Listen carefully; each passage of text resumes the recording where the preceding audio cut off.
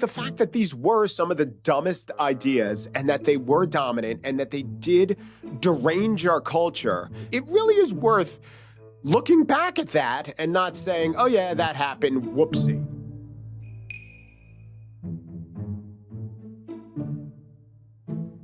Welcome to the Unspeakeasy podcast, the podcast formerly known as The Unspeakable, for conversations that are surprising and thought-provoking without being rage-baity, the most nuanced podcast in all of podcast land.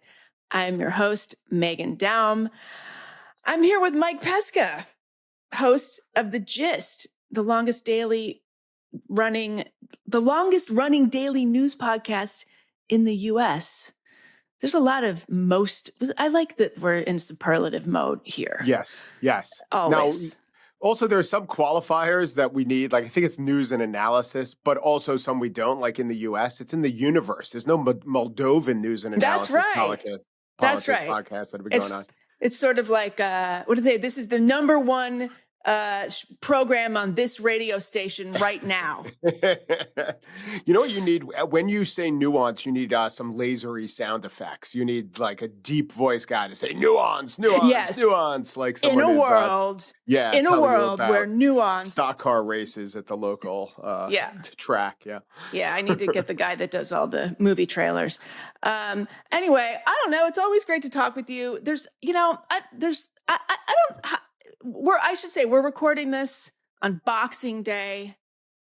I know you're a sports guy, so I'm surprised that you were available. Why? Thought you would go to a boxing gym or something. Do you know why it's called Boxing Day? Because people got into fights when they're shopping, like when they're storming Walmart. People would give the gift of the dog, the boxer, to others. No, it was for servants, and so they would give boxes of gifts to their servants. The gifts for the actual people, that was the 25th. That was the upstairs gift, and the downstairs gift would be on the 26th. I would say they would re-gift all the things. Maybe that's what was in the box. Maybe it was just a box. Maybe it was like a nice way of saying you're fired. Here's a box. Pack your things. Yes. Well, okay. I want to cover any number of topics, but you know what I want to start with? This is probably like the question that should be at the end of the interview, but I want to start with it. How are you feeling about the independent creator space these days? I'm in a bit of a lull. I'm about to have my Howard Beale moment, which isn't really that effective, when like nobody's watching. If you don't have a literal network behind you. Yes. It wasn't called niche posting site. It was called network. It's not bespoke. That's right. It wasn't called bespoke subscriber only. Special feed. Premium. It was network. Yes. There are powerful forces at work, not tiny little forces that maybe could help you. So, I think that the tools are great, but the big issue has always been discovery, and there's no way to solve the issue. So I think that if you come in with a huge audience already, you could do some things and make some noise in the creator space. I also think that while our friends who run Substack, if they are your friends, I like those guys. And some of the other spaces that are similar, I think if you ask them, they can cite examples of a few people who came up for nothing. And the analogy I always think of is there's always one or two porn stars that break through into being a household name. I guess Jenna Jameson did it 20 years ago, and you kind of need them so all the other porn stars can say, I could be Jenna Jameson, except you can't. You'll just probably be. And by the way, are there ever any porn character actresses? That's what they really are. So yeah, we're all maybe trying to make it in the non-lucrative world of news porn. There's discovery is such a hard hurdle to overcome. I think there could be ways to do it, but if they try to draw people's attention, they do things. They do highlight certain heretofore unknown creators, and there are lists that try to show you other creators who you hadn't known before. They do try. But there's no way to do it, I think, unless you leverage, and there's usually one big way of leveraging, you leverage having a lot of attention on you already. And the big play is the media martyrdom monetization play, which is you claim that the Washington Post fired you, and maybe they did, or you leave the Washington Post or CNN. And so Jim Acosta comes and has a huge audience. Does he deserve it? I don't know. Katie Couric comes and has a huge audience. Does she deserve it? I got to say, Katie Couric's very good, actually. The Jennifer Rubin of the Washington Post claims to be a martyr and has a huge audience. It's just perplexing to me. Wait, why is she a martyr? What happened to her? She was a Washington Post columnist who was a very conservative Republican for decades and then became anti-Trump, and then Bezos ran the Post and then she left. So yeah, she could claim that what the Washington Post is now is not her brave anti-MAGA stance. The cartoonist for the Washington Post joined Substack and gets 100,000 followers. And I'm just like dumbfounded. People are going to pay for a drawing?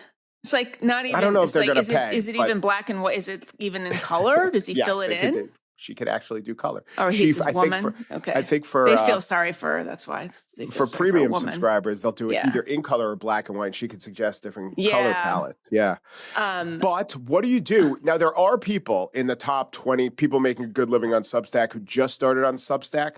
And I think those people are not, well, I know they're not really in the news business, and the analysis business is the most extreme. So I was listening to, and here's a show that started with people who were Newsy, the Fifth Column. So they have great backgrounds and they're getting more and more popular. And I could do an analysis of that, which is if you started in around 2020 and you got some momentum from pandemic listens, but also you're very, very good. And those guys are my friends. They started way before 2020, though. Yeah. Right. Fifth Column guys. They're right. So the momentum was there, and I started way before 2020. They were doing better than me. They deserve it. They had Dan Abrams on, and he made a point, the guy from all the networks at one point or another. He said that if he once had a site called Gossip Cop, and the idea was he was going to tell you what gossip was real and what wasn't. And it was a failure, essentially, because people don't want a cop for gossip. They don't they don't care. They don't want the truth. They want salacious or let's be fair. We're all human beings. The things that flit across our consciousness in a time when attention is the economy, it's going to be the craziest things. It's going to be the craziest examples of Epstein. And as much as we tell ourselves there's something called credibility, I don't really think there is. I think that if a purveyor of information can tickle the sensibilities of someone in the audience, they might have some luck. And so that's why if you look at the top, 15 news and politics Substacks, I would say 14 out of the 15 are reliably going to tell you exactly what you thought going in. Reliably. They are never going to surprise you. And the exception's Nate Silver, who definitely has a point of view, but he's just crunching data and coming up with really interesting ways to look at data. And also, I should say, half of the stuff he does, Nate will tell you that, he gets a lot of attention for being a political guy, but I think half his audience really loves the sports stuff because they can bet on it. Good point. And also it's something that we creative folks are not able to do. Anything with numbers or data, at least I can't. I mean, he's a genius, he's the greatest at it. And there are people who can do it, but it takes a lot of time, and it takes a pretty big staff at some points because he has a lot of models that are running. So it's hard for one person to do it. Yeah. Well, so I was actually looking at you do the podcast, and you also have your newsletter, you have the gist list. So I was looking at your subscription model and the various plans people can choose for this is, and I'm trying to decide which to choose because, it's a new year. I don't know that mine's the model. Hold on. I want to go through these. Okay. So choose a plan. We have ad free, so that all you get is no ads, and for that it's $4.99 for a 7-day trial and $49.99 a year. Yeah, so $4.99 a month and $49.99. That's very good. I would say that's on the more affordable end. That's just for the lowest podcast. tier. That's the podcast, but they don't have to have ads, so they don't have to listen to ads. Okay, then you've got Pesca Plus, which is your most popular. exclamation point, most popular. So you get ad-free gist every day. Look at this advertising I'm doing for you. Bonus extended interviews on the same day that everyone else hears the shorter versions. Yeah. Behind the scenes segments. Now, what does that mean? Do you do like a get ready with me TikTok kind of thing? It's Like not you put regular. on your makeup? I used to do maybe you're pointing out that I need to update some of the copy. No, I'm going to steal this. They proved a little unpopular, but yeah, I would have a session or two that was essentially where I was my own ombudsman, or people could ask me questions about this construction of the show. Yeah. Okay. And then trivia night. Yes. That was tough. We did one or two of those. That was grueling. It was done over Zoom. I enjoy running a trivia night. If someone could, gather all my listeners in an actual bar, I could do pub trivia and run it. But yeah, that was grueling. Okay, but that's still your most popular. So that's $8.99 a month and $89 a year. Then you've got the premium spiel deal. Right. So you will do a spiel, and that's, of course, your signature monologue on a topic of your choosing, plus ad-free, plus bonus. Standard editorial considerations apply. All the benefits of Pesca Plus. Okay, so the spiel deal, that's like a customized spiel?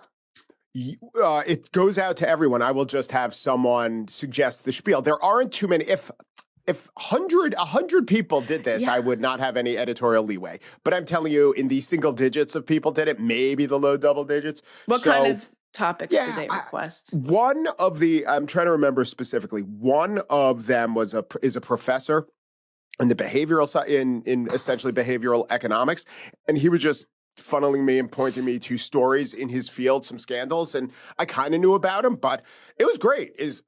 Here's a guy who's an expert. A lot of the people who listen to my show, really smart. They know things I don't, obviously. And they're like, oh, look at this. Just pointing me to this area where I'd like to get your take on it. Like, absolutely. That helped everyone. And there are other spiel deals where someone will say, in general, I'd like to hear where you think, like if you signed up or if I comped you it, you would say, I'd like a spiel on where the creator economy is going. And I might be hesitant to do that, not knowing if anyone wanted. But if someone wanted it and someone asked for it, then I would give my analysis on that. So I'm not doing, I reject them sometimes. I'm like, we have to work on this so that it's something I want to do and something that, if someone listening to the show didn't know that a patron was behind it, they wouldn't say, why is he doing this? But then again, I do so many weird spiels, people might also be saying, why is he doing this? Suspecting it's some weird patron who's really into flags or bears, but those are my interests, actually. But what if somebody pays $500 and they want you to do a spiel that you just don't want to do? Do you say your money's no good here? Yes. But that doesn't happen. The people who do this are real huge fans of the show and want to work with me. And they also, since they like the show and listen to the show so much, they know what appeals to me. Okay. So this is basically the Substack version of the Scott Simon will leave a birthday message on your answering machine offering. Yeah. Remember that? Yeah. Okay. Then you have Fantasy Island. For $750 a year, you will co-manage a fantasy football, basketball, or baseball team.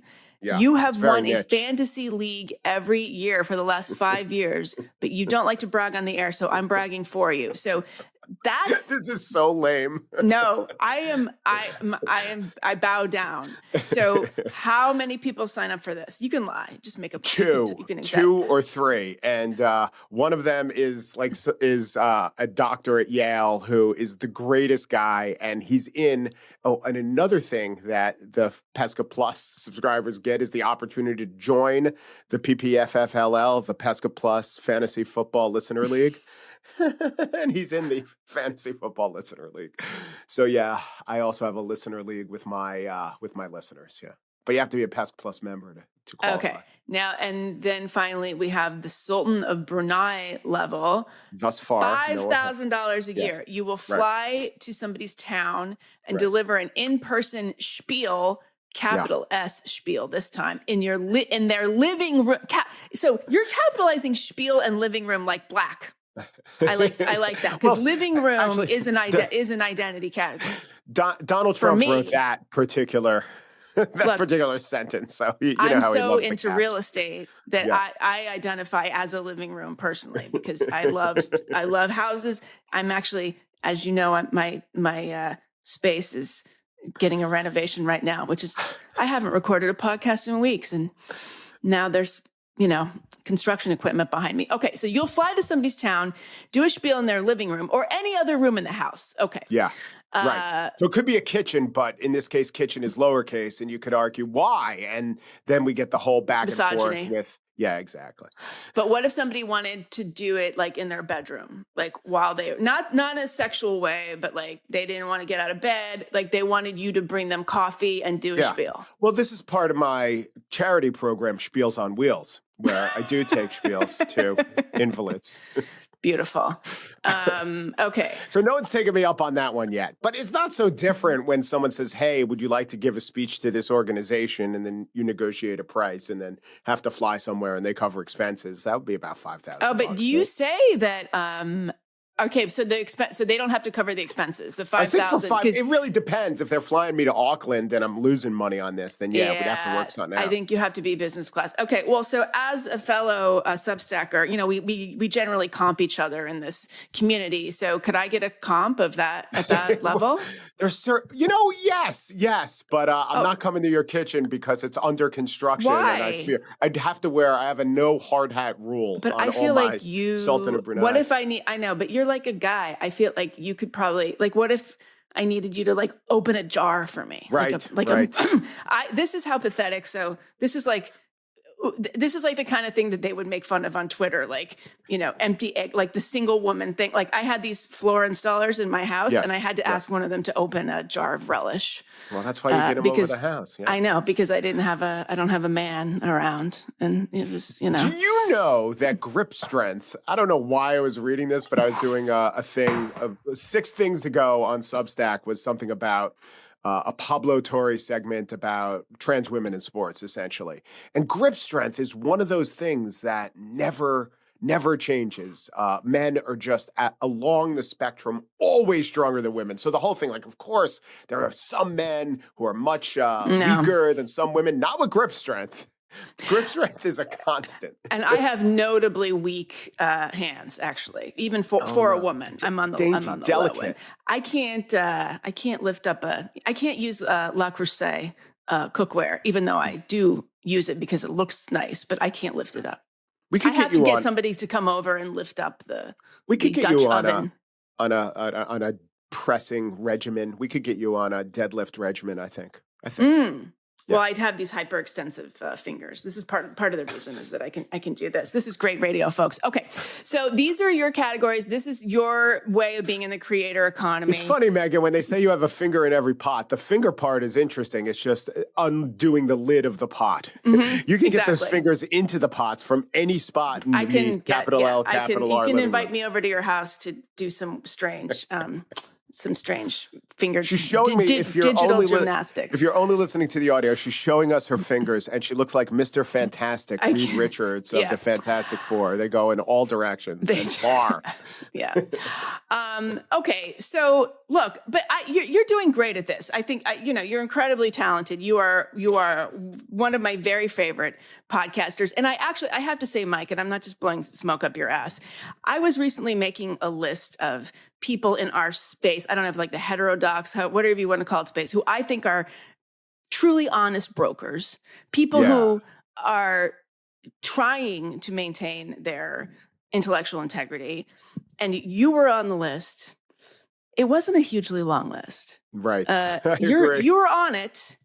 And if people want to pay for my premium subscription, I will tell them who else was on the list. But I don't know. Like, how are you feeling about things? I know that you just posted you just did a post about our mutual. Well, she's I consider her friend, Bari Weiss, who I actually have a huge amount of respect for, and I also do not envy her current position. I would not give up my little Substack to be the head of CBS News. Well, the $200 million helps. $250 million. Yeah, but you got to pay tax on that. Stripe takes a huge fee. People, no, screw that. But wait, isn't Stripe one of her investors? Can't part of the investment they waive the fee? Do you think if somebody gives you, Peter Thiel started it, right? Buys your company for $150 million, does that go through Stripe? I hope not. I hope you can negotiate. I hope at that price point you can Do they negotiate. Venmo? Do they like what if they Venmoed it and they forgot to check the friends and family box? Or I guess that's Exactly. PayPal. And then oh my God, what a disaster. Just gold bars. This is where gold bars come in, and not the Swiss kind. Yeah. Yes. So anyway, okay. Well, so we're recording this on December 26th. I don't know exactly when I'm going to post this. Hopefully it won't be too long, but our friend Bari Weiss has had quite a week. Yes. She pulled a 60 Minutes segment at the last minute that had to do with CECOT. It was very bad optics because of the target on her back in terms of the Ellisons and their relationship to the Trump administration, et cetera, et cetera, et cetera. What do you make of this? Yeah, it was bad optics because so many people are looking at her through a skewed lens. But it was also bad optics just for the basic facts of it. So the fortunate thing is, because it leaked in Canada, we're so much more informed on this than we normally are on stories where there's some accusation of censorship. Did you see the story? Yeah, I did.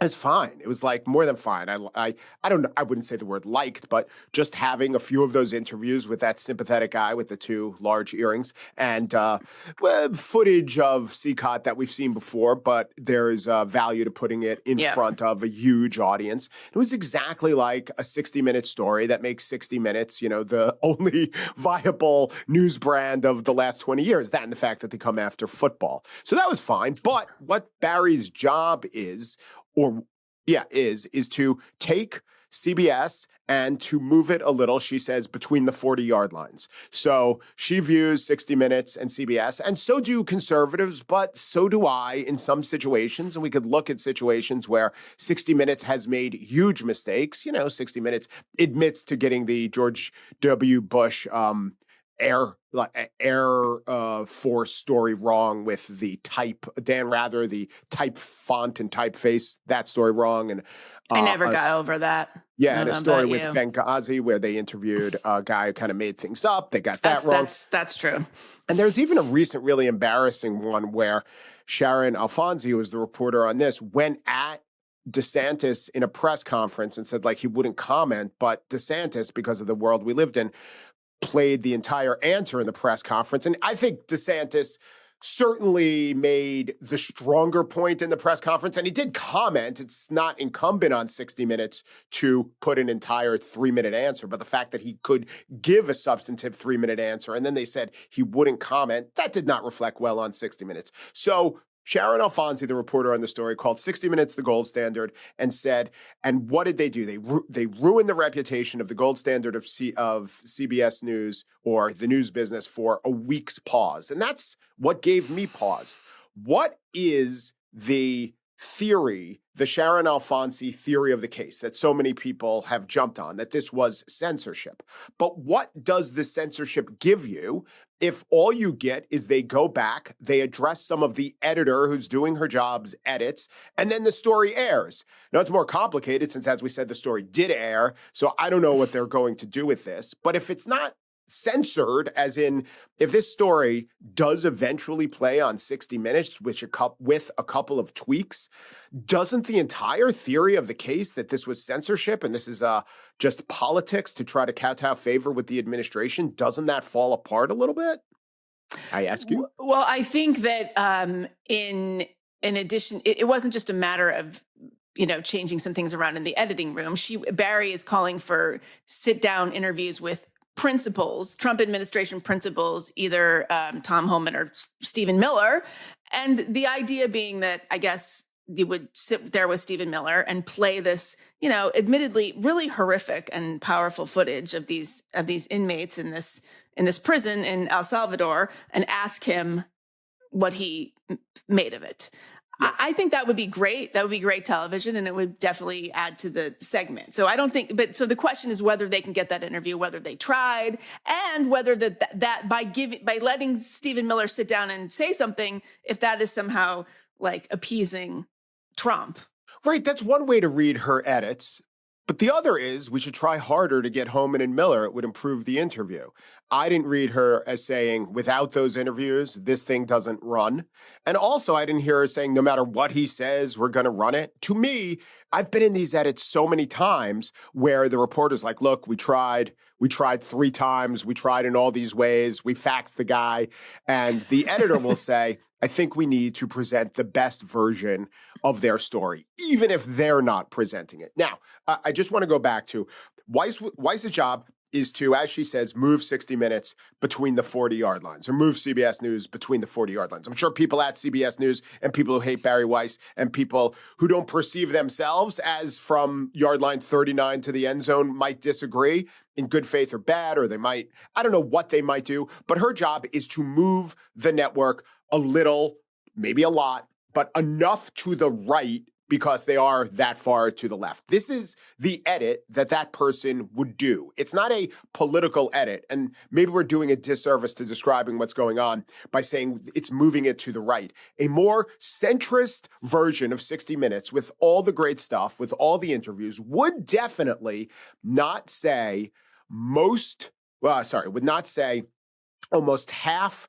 of the detainees had no criminal record. They would say most or a slight majority of the detainees had a criminal record. Those are the same thing, but is one a more centrist way of saying it, and one is a bit more slanted. There's an argument against that, which is Trump himself has said that they all have to have a criminal record. Fine, let's put that in there. You don't ally that fact. But all of her edits were a way to frame or phrase something that gave more faith to the best argument of the Trump administration. There's a natural argument, which is the Trump administration doesn't even make that argument. Why should we make an argument that the Trump administration doesn't always make? And the answer is for the viewer, for the citizen who wants to know, all right, maybe Stephen Miller is ranting and raving on a right-wing news network because that's who he is and that's how he communicates. But if we get some professor who understands the arguments or some affiliate of the administration who could say things in a calmer way,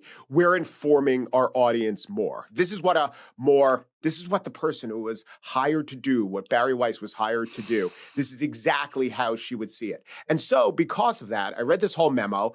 I said some of these things would improve it. Some of these things are neutral, but I understand why Bari Weiss or someone of her ilk would want to edit it that way.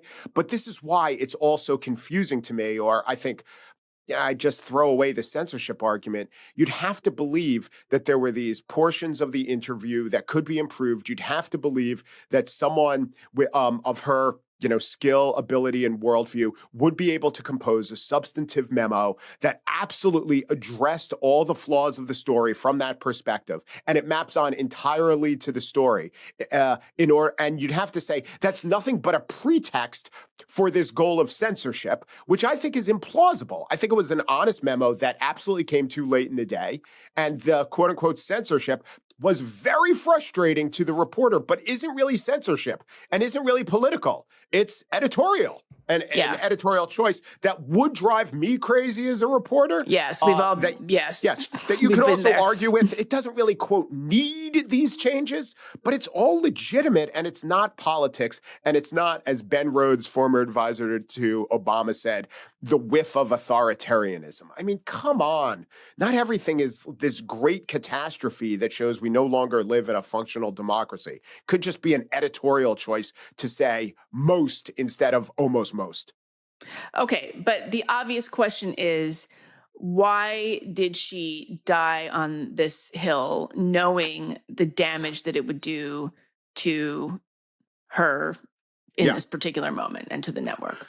Few theories. One, you go to jail, you punch the strongest guy on the jail yard, and then you show you're the toughest bully on the block. A assertion of power. This is how we're going to do it. This is my way. And, I don't care if I'm tearing things up at the last minute. I don't care what, chaos or upset that causes the people. This is me decreeing that I'm the boss. The problems with that are, it was so late in the day that apparently Canada played it or put it out there through no one's nefarious intent. It just wasn't caught in time. So, yeah, I don't think that I haven't heard alleged that there was this grand scheme to do an end around to air it in Canada. So it really was late in the day. That's the big, not question I have, but that's the big flaw of this edit. But still, things get not spiked. Spiked is you're not going to run it, but things get held at the last minute all the time. And so maybe it's the case that Bari didn't know, because she's been in the job for 3 months. She didn't know all the ins and outs of when network affiliates get informed of the show or when it has to be pulled from the satellite.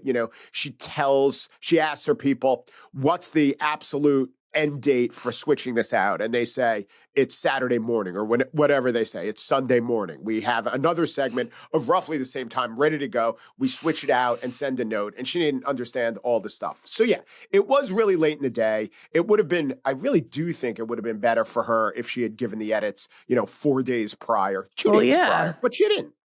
Yeah. And I mean, in fairness, I do think, well, not just in fairness, it's obvious. Like her memo was completely reasonable, and these edits that she was calling for would have actually made it an interesting story. I mean, the problem with the story is that it was like fine, and I was moved by it. Like, I don't sit around and watch TikTok videos of CECOT images. I mean, I guess a lot of the footage, they let influencers down there. Yeah. That's so gross, but okay. Yeah. Like, I hadn't actually seen a lot of it, so it did make an impact on me. But right. The question is, like, there are a lot. Who are these guys? Some of them deserve to be in there, presumably. I mean, not in there. Some of them have done really bad things, really, really, really bad things, presumably. So I would like to know how many, how long are they going to be there? What did they do? What's the situation? All of these questions that for some reason never get answered, that are just obvious questions that would really have made the story something different, as opposed to just what you normally get on network news. Yeah, and what you just said is important, and as somewhat of a rebuttal to something that Bari was saying. I think Bari Weiss was expressing the ideal of, we need to move the story beyond what's been reported. That's great. It's always great if you could do that. And in terms of fact, the New York Times pretty much reported out this story. But there is a great benefit to just showing the images when all the New York Times can do is relay the quotes in print. So again, I don't think Bari was saying, unless we do that, there's no story. She was just saying, let's move the story further. And, a real quote from Homan or Miller would have done that. But I also don't think she was saying, but for the quote, there's no story. And she definitely wasn't saying we have to play whatever bullshit quote they come up with, because the administration always does the thing where they brush off the request and say the real story here is that the person asking the question's an idiot. I mean, they're unbelievably unprofessional and insulting when it comes to that. I do think the story was good and pretty good, but could have been better if they had followed her edits. And I do think I wonder if the whole kerfuffle, as long as she is back, because we haven't said that the politics involved might be that the Ellisons are trying to buy Warner Brothers Discovery. There is some presidential oversight to that. So if Donald Trump sours on the Ellisons, and he runs hot and cold, as he always does, on December 16th, he gave a quote to Variety, or at least I saw it in Variety, saying they think 60 Minutes is doing my bidding. 60 Minutes has been worse since they took over. And then on Friday, he said something about, at a rally in North Carolina, he said something about how much he loves the Ellisons. So there is that hanging over it, and it's all unbelievably inappropriate. But as long as she has the Ellisons backing, I wonder if her status within the organization actually might improve some. Like, we went through all of this, and maybe in 2 weeks we play the story, and maybe some fair-minded person who doesn't exist out there would say, wait a minute, was this really censorship? Can we look back and say that all of these overwrought criticisms were more accurate? Or can we say it was a bit of a muddled editorial process, like probably happens 1,000 times with 1,000 stories that we don't even know about? But has it ever happened that you can think of where the story's already been teased, it's been advertised? I mean, television is different than a print publication where people don't know what's coming. down the No, pike in but a print I just go publication. back to when I worked for NPR for 10 years, and there would occasionally be a story that would be in a promo and it wouldn't air for some late breaking, fire engine of a reason, fire siren of a reason.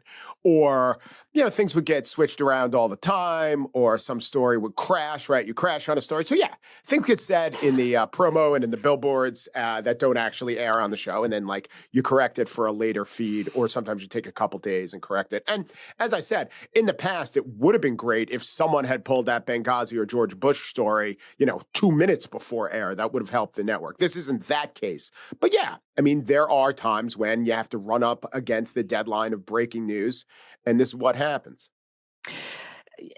As somebody who has, experienced internal strife within a news organization. Within myself, yeah. Yes. There were a lot of leaks with this event. I mean, Bari's memo got leaked. That was her statement about what's wrong with the piece. That was not like a public statement. That was an internal memo that then got leaked by people within the organization. I sort of wondered if, presumably there's a lot of antipathy toward her. There's people in the CBS organization that really don't like her. They've sort of turned this into like a righteous cause. Do you think that there was a lot of just making this a much bigger deal than it needed to be because people wanted to see her have a completely chaotic time of it, if not just fail altogether? Yeah. I mean, I would say the most generous reading is that when you have that mindset, you interpret all ambiguity as confirming your priors. So Alfonsi could have said, oh, wow, this is unbelievably frustrating, but we'll work on it for a couple days. But she's probably one of these people who are like, I can't believe what Bari Weiss is doing. She's antithetical to the gold standard of TV news, as she has said in her letter. So she puts out the email that she does. And I don't know if she thinks it's going to be leaked. I presume she does. I don't know if she leaked it. It doesn't matter. When you send it out to that many people, someone's going to give it to your very good friends at the Journal or the Times or these other news organizations, or just your professional colleagues. Everyone who's operating in that environment is knowing that everything they write might as well be public. And Bari's actually comfortable in that milieu. Her exit letter from the Times is one of those things that launched the free press into what is the number one Substack. So yeah, it's no way to run a functional newsroom. But right. I think a lot of people who I know in news look at this as saying, well, if nothing else, it shows that Bari Weiss is a poor editor because she doesn't have the newsroom on her side, because she's alienating the newsroom. And, if you look at the literature on just how to be a turnaround artist or how to take a company that is failing, and CBS is in last place as a news division, and they're doing the flavor of news that is not as popular as their competitors. So what I'm saying is, I've made this analogy sometimes with ice cream and cotton candy, but let me make it with, I don't know, let's say there are 5 businesses on the block, right? And 3 of them are selling health food. And 2 of them, or 1 of them, is selling ice cream. And the health food businesses are all, which is like CBS, NBC, ABC, and CNN. They're all not doing so well. And the ice cream business, which is Fox, is doing great. Why would you want to double, triple down on more health food? Why wouldn't you want to just vary your menu offerings and have some sweet things on the menu too? And so that's the equivalent of taking the I don't want to even say left, but Democratic establishment aligned news organization. Why don't you want to turn it into something that's more fair? And I think the problem is, what is fairness and what is credibility? It's this abstract ideal. I don't think among consumers you actually get credit for fairness. That's the notion, right? That's the almost mythical notion. They'll respect our credibility. I just don't think that's how it works. I think CNN is the most credible of the news organizations just because, I don't know, maybe CBS is, but I read a lot of their stuff online, and they have definitely had some online editors who committed whoppers. But anyway, I don't think that's what people are really rewarding. I think they're rewarding interesting stories that don't burn them so badly as to, be untrue. And and just as a business proposition, the turnaround artist, first of all, you have to differentiate your business.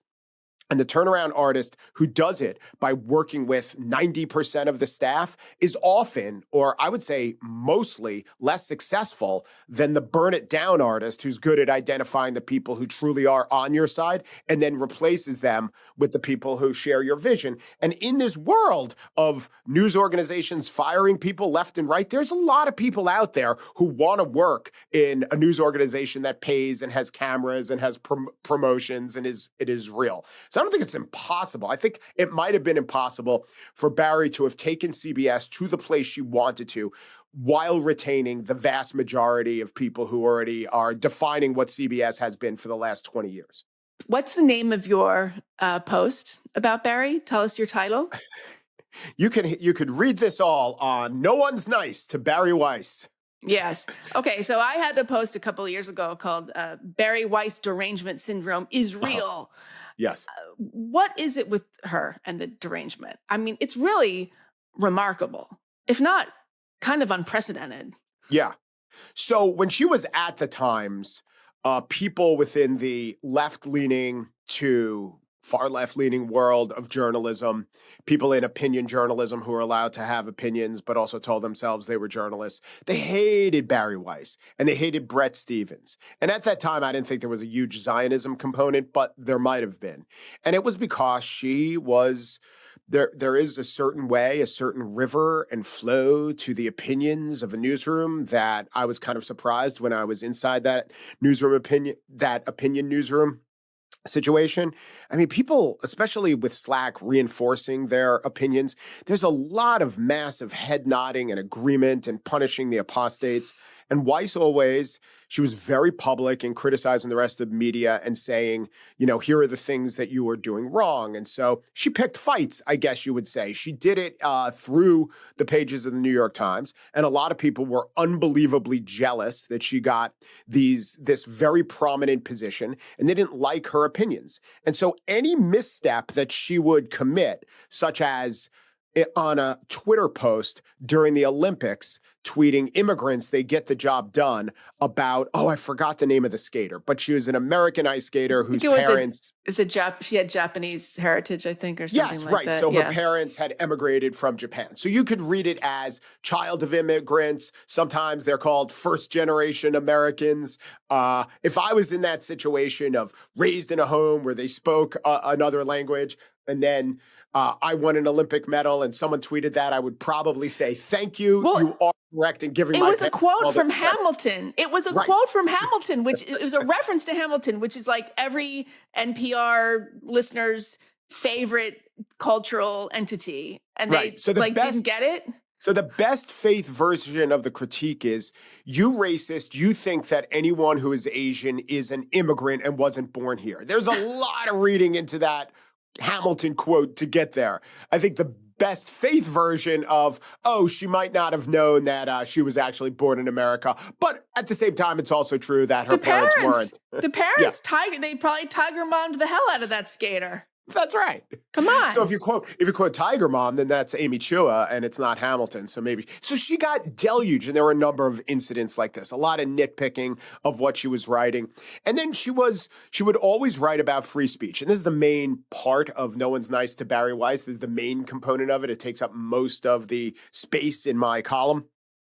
But she would talk about free speech, and then people excavated her past. And while at Columbia, she was involved in a movement that was deeply critical of pro-Palestinian or anti-Israeli teachers. And she, not just that, she agitated for a correction in the classroom.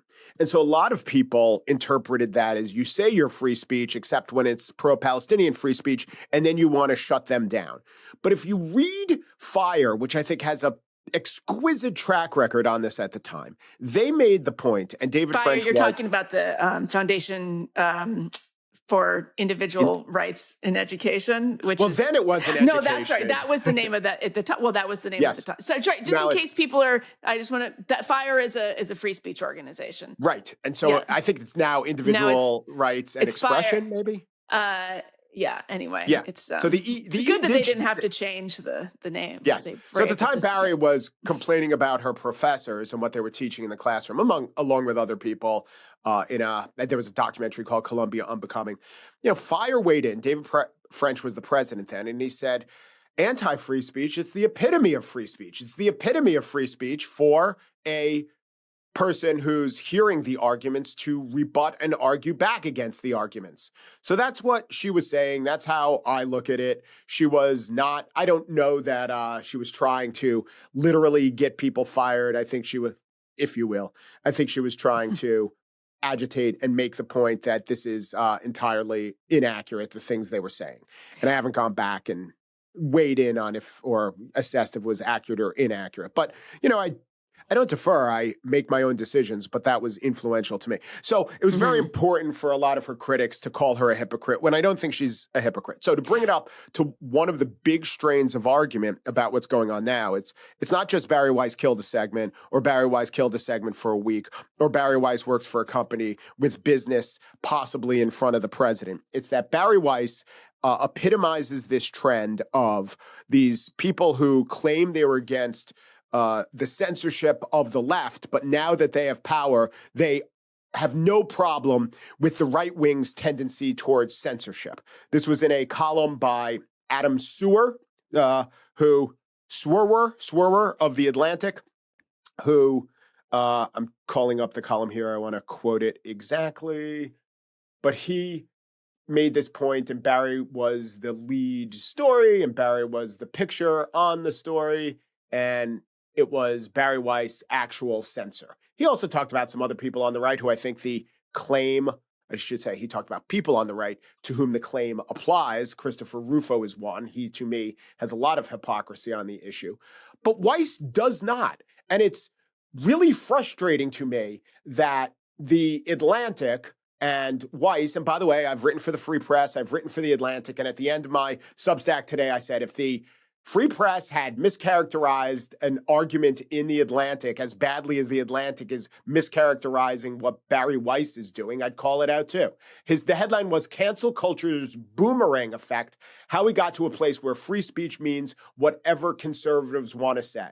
And so he goes through all these claims about what Bari Weiss and the Free Press doesn't care about. He writes, hypocrisy shared by many brought us to where we are today. Nasty tweets were a harbinger of incipient totalitarianism, but now that the Trump administration is trying to imprison and deport people for pro-Palestinian advocacy, it's fine.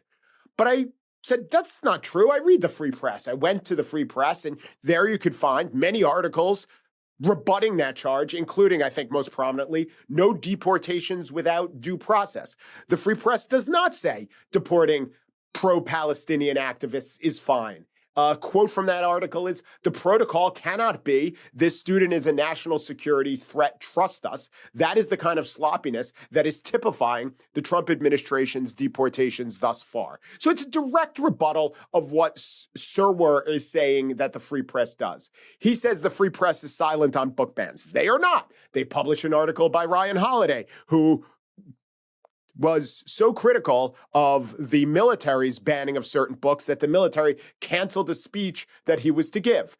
They said that the Free Press does not care when the federal government says left-wing speech is violence worthy of firing or prosecution. He said Bari Weiss thinks that's fine. They do not. They had an article titled, "His Wife Called Charlie Kirk a Nazi, He Was Fired," and it was a 2,500-word denunciation of that point of view.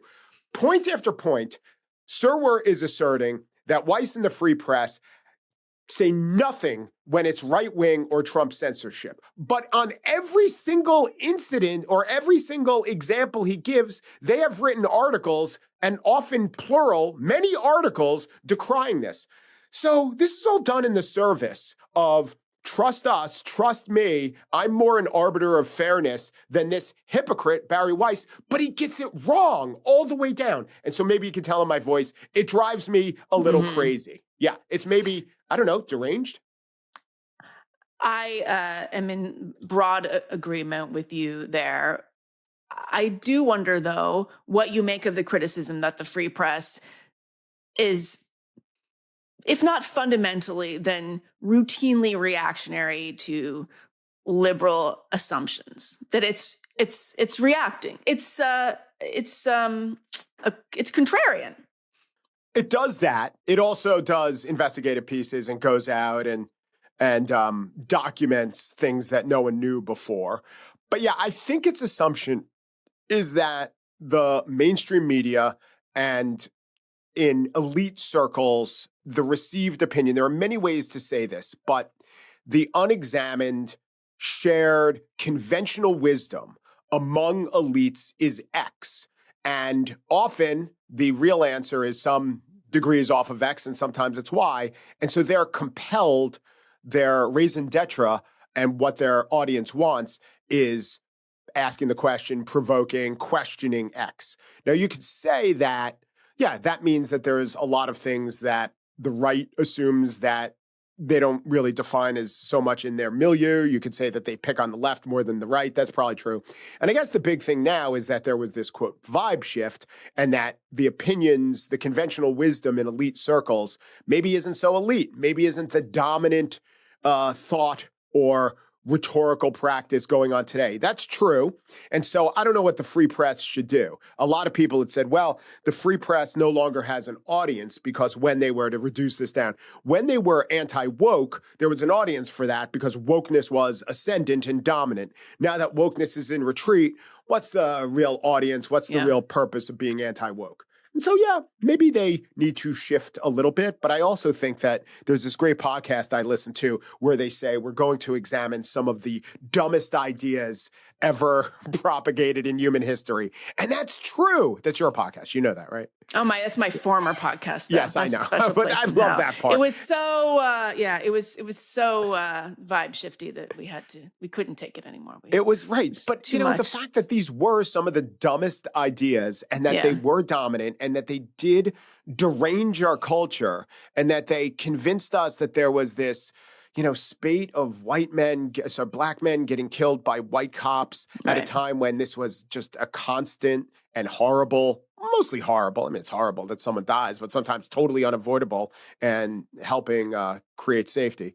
The fact that arrested our attention for so long just based on editorial and news judgment choices, and it led to actual policy changes that certainly got more people killed. It really is worth looking back at that and not saying, oh yeah, that happened, whoopsie. Right. And so I think there's a real good, or this Adam Savage article about, the decline of white men in elite industries. Like, yeah, it's true. All right, well, now we changed. Let's not document it. No, it's actually important to go back and preserve that and say, this really was a thing that happened. Yeah, and it's not the worst thing in the history of humanity, because if we're not talking about the Rohingya or the Uyghurs or what's going on in Sudan with the rapid support troops, that's not the worst thing. But it's still a really significant thing that happened in society. And let's actually remember it rather than memory hole it or whoopsie it. And it's going to have downstream effects for many, many, many decades. Well, we're going to wrap up fairly soon, but I'm glad that you mentioned this piece. Jacob Savage was the author of this mega viral piece in Compact magazine, which I guess is killing it because they also had this mega viral Helen Andrews essay about a month prior about the great feminization. Yeah, so which Jacob Savage. I think that one did not get there, but I think the Savage one did. Well, I had it. It's funny. I interviewed Helen, and it was like the interview itself went viral on YouTube. Which I heard that interview. I had no idea. Yes, I mean, it helps when you title the segment "Have Women Ruined the World" on YouTube. I'm gonna give this interview that title as well. No matter what the subject is, the title is going to be "Have Women Ruined Everything." You do have bald Italians ruined everything. Yeah, well, that's so actually, as it happens, I am interviewing Jacob later this afternoon.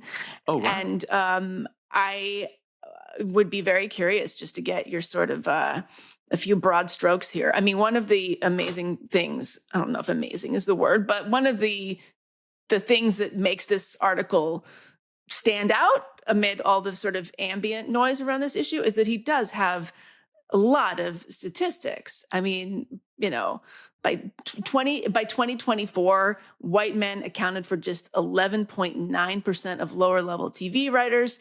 And in Los Angeles in 2021, new hires at Condé Nast were just 25% male and 49% white. I mean, the white thing is really what stands out there because Condé Nast has never been like a, bastion of masculine energy. But, NPR reported that 78% of new hires were people of color. The framing is basically that baby boomers and Gen Xers like us really kind of Gen Xers like us got in under the wire and were able to ascend before this kind of acute awakening started. So I guess, it sounds like you approve of the piece. What do you think of the statistics? Exactly for the reasons you talked about. Just having the statistics there and to look at how many people were on a tenure track at all these different schools, from the UC system to the Ivy Leagues, and he couldn't have access to all the stats. I really don't think he cherry picked the stats. I also sometimes don't know what the difference between picking and cherry picking are. If you don't cherry pick, why is it always cherries? Yeah, it's like apple picking. They're very small. And what about I can't use a scythe. I would do zit picking. I like to think of it as he zit picks the stats. Scabs. But what I'm saying is, he could have dumped an entire data set, but instead he said, here are 7 examples. Yes. So the statistics are the statistics, and it went down. I would always look at the NPR example. I'm like, they haven't hired a white guy in 2 months. They haven't hired a white guy in, 3 months. He doesn't talk at all because it's very hard to do these statistics. But if you take out the non-cis or the white guys who are explicitly writing about maybe a subject, a queer rights type subject, it gets much lower. I don't know how you do that. So I do agree. It's worth noting. There was a all but white guys need not apply moment there. And so there are a couple things you might want to ask him. Matt Brunig, did a statistical analysis which showed that overall in America, in the industries, you can't pick up statistically a change in the number of white guys. No one's pointed this out. There's a very deep flaw in his analysis, which is he uses these categories of jobs, and one of them is PR. And PR is often a job that people who can't get a job writing for TV or in journalism fall back into. And there's so many more PR jobs than there are writing for TV jobs that it skews all the stats. So Brunig's overall argument ain't great, but the last paragraph of Brunig's piece, because he's a real socialist, is the important thing is this didn't help. For all of this, even if I've spent my piece trying to prove that there was no overall macroeconomic effect, there was also no increase in the decline of racism or the ability of people who deserve to succeed. It was all just mouth noise that amounted to nothing except certain people punished for their immutable characteristics. You might want to read that to him and see if he agrees with at least that part. The other challenge I might say to him, and I thought this was a good point, when he was talking about TV, the decrease in white men in TV rooms, he started it in around 2014, I think. Yeah. This was the exact time that Netflix and all the streamers exploded. So there were so many jobs. I wonder if he knows if in total number of jobs, if they declined. Maybe it was as a percentage they declined, but there were still as many jobs as there were 5 years prior. But overall, I also think that he does a great rhetorical move of not letting white guys off the hook. The boomer white guys are the ones who take the blame. And he doesn't also let himself off the hook. He says, I failed. I'm not great. I was just good, or maybe mediocre. He said he's ordinary. No, actually, the word he used is ordinary. Yeah. And there was a podcast, it's not called the Goodbye to All That podcast. I had never heard of these 3 guys, Max Reed and I don't know. Right. It's Jacob Gans had on Jay Caspian Kang. John Gans. Had on Jay Caspian Kang, and that was a good one. And Jay Caspian Kang, who's a really smart guy and probably he's great. I found him so delightful, actually. And he was talking about Yeah, he wanted to be a TV writer, and having to, get a job at the New Yorker was like a come down, and he's Right. But just he having also to said, I resign think he was himself. mostly sympathetic or Yeah. at least not hostile to what Savage was saying.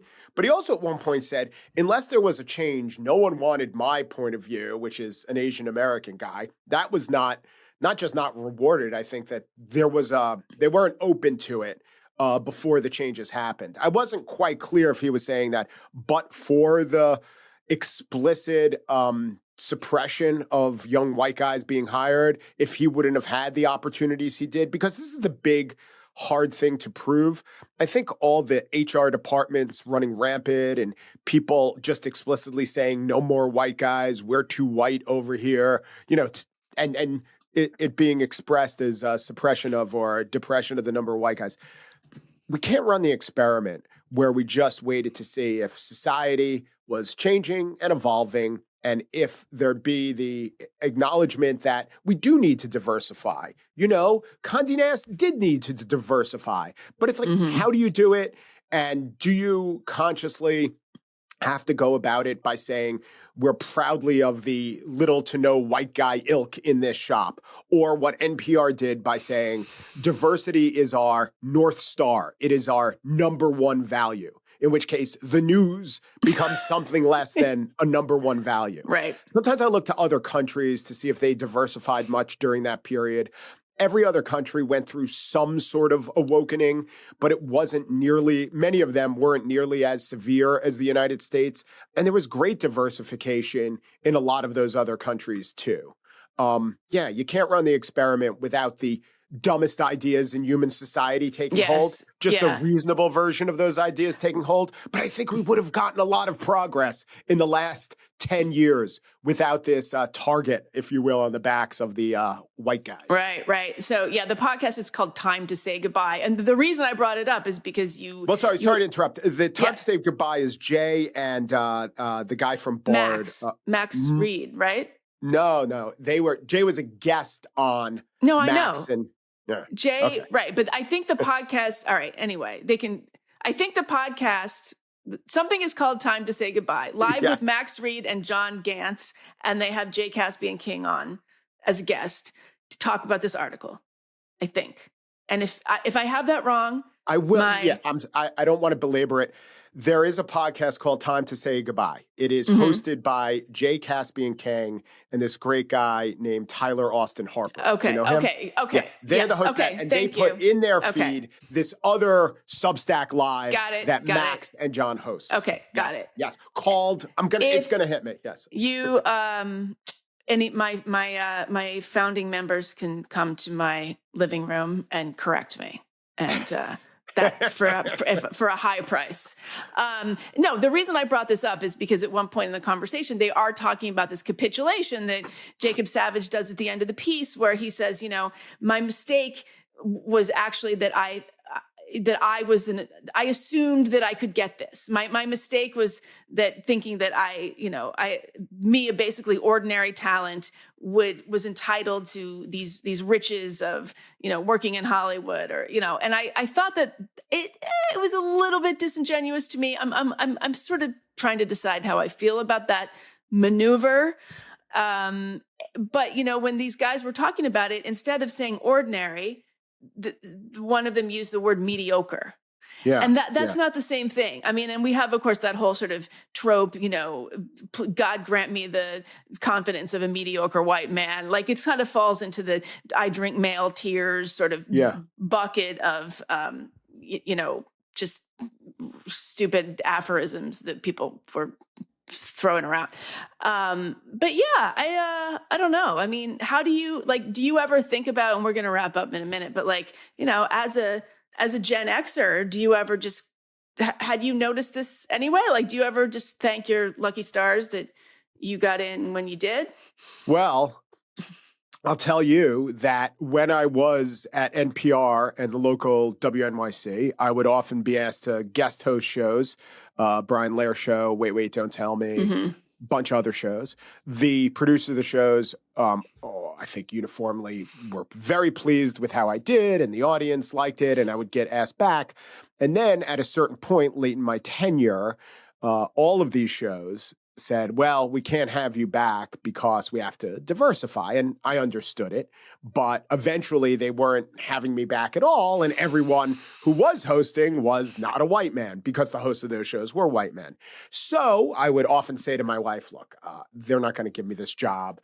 White men in public radio are something that they're trying to get away from, not embrace. And she would always say, you know, Michelle, she does not accept failure or the admission of ordinariness or averageness or mediocrity.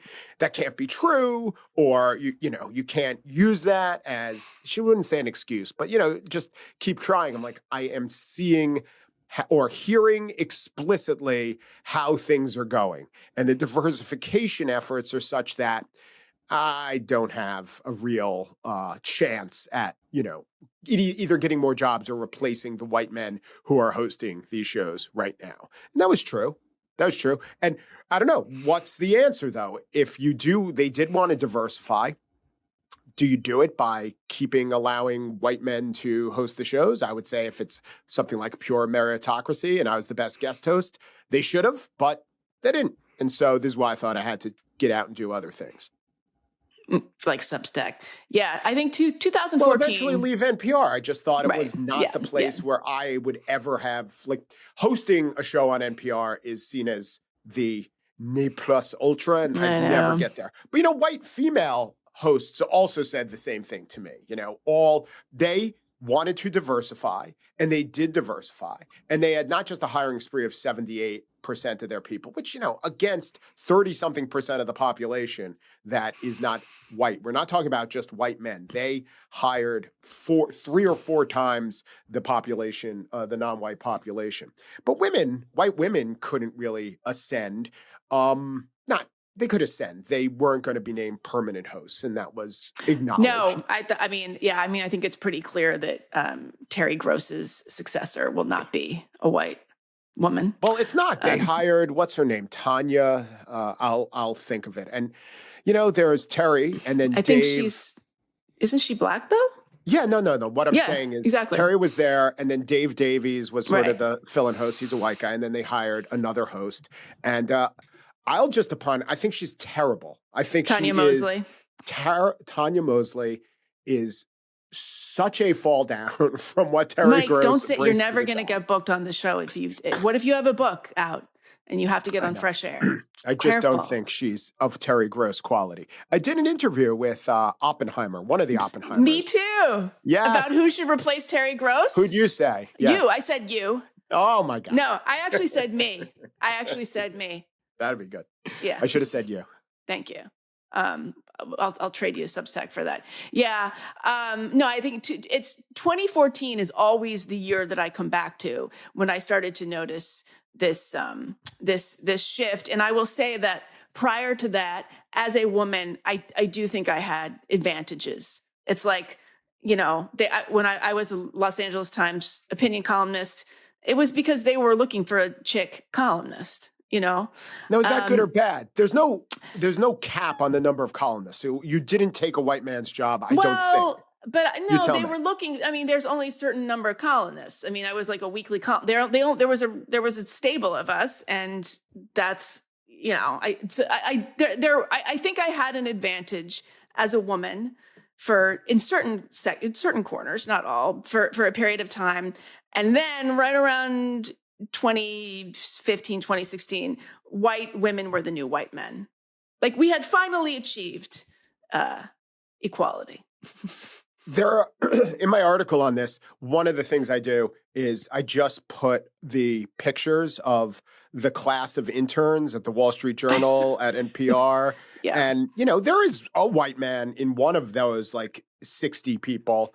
And then I did the pictures of the MacArthur Genius Grant winners, which isn't young white men. But at some point, after actually a report came out that said that 51% of the MacArthur Genius Grant winners were white men, it has now in recent years, it's 11%.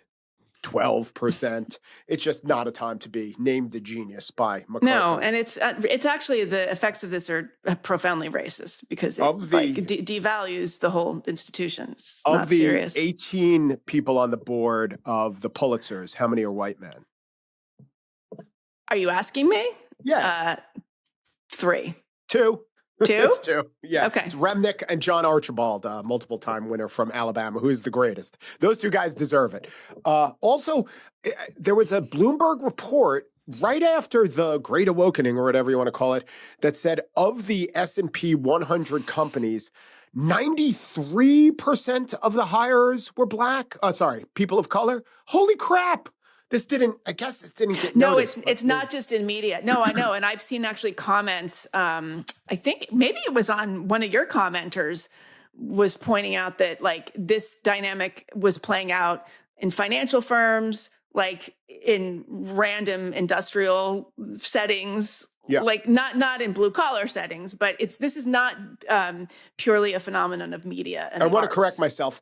Here's the Bloomberg headline. Corporate America promised to hire a lot more people of color. It actually did. A year after Black Lives Matter protests, the S&P 100 added more than 300,000 jobs. 94% went to people of color. So, although Matt Brunig couldn't pick it up in his statistics about these fields, I think there's something to how that hiring spree might have been felt by the average American who wasn't doing so well. Maybe not. And this is a point that I think Savage nods at. There might have been cultural implications and backlash to this. I don't know how you measure it, except the fact that Donald Trump won. But it's not implausible to say that people were noticing this and it wasn't necessarily popular, or it was so unpopular among the people who weren't getting hired that they did something about it. Yeah. And Savage has talked about, how the Democratic Party treats him and his issues as an annoyance that they wish would go away.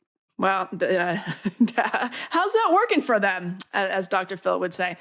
All right. Well, just to come full circle, I think there's a lot of white people on Substack. It's fair to say. The whites are doing okay? I think when is Substack going to start, having some gatekeeping? They should only let people of color start new ones. It is interesting. Think? It's very white place.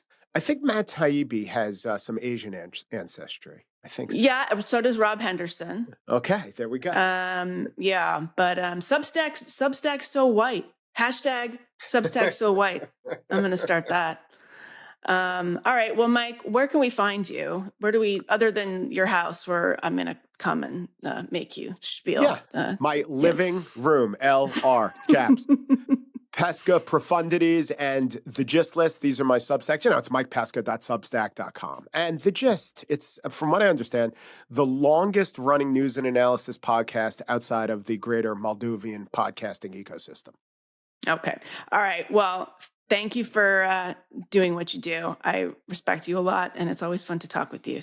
And I can't wait to read your list of other fair brokers. Fascinating. Oh, honest brokers. Honest brokers. Yeah. Candace Owens, she's going to be up there. Look, I'm bribable. Okay, so people want to sign up. That's your Sultan of Brunei level. Yes. For $5,000, you could make Meghan's list of honest people. I don't care at all. Yeah, no standards. Yep. All right. See you, Mike. Thanks. Thank you.